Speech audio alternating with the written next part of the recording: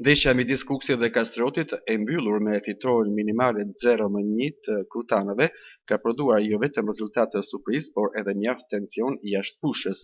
Goli i shpejt i Kastriotit në minutën e dytë i mjaftoi skuadrës mysafire për të marrë 3 pikë të vlefshme, ndërsa Kuksi që kërkon me ngurë ringritjen u përball me një tjetër zhgënjim në shtëpi.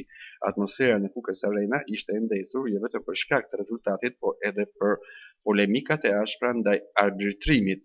Në qendër të vëmendjes u vendos gjyqtari Julian Baca, i cili sipas burimeve të Panorama Sport ishte shpallur më herët non grata nga klubi Verlindor.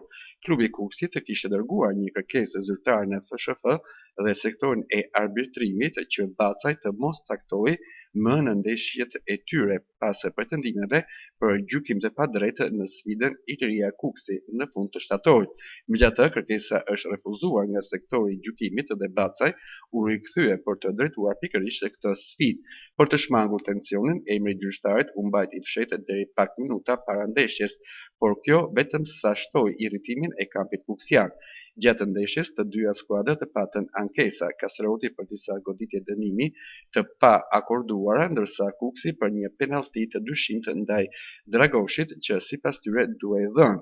Në fund, përveç humbjes, Kuksi doli nga fusha me ndjesinë e padrejtësisë, ndërsa Kastrioti mori frymarrje në renditje fal një fitore të vuajtur, por shumë të vlefshme.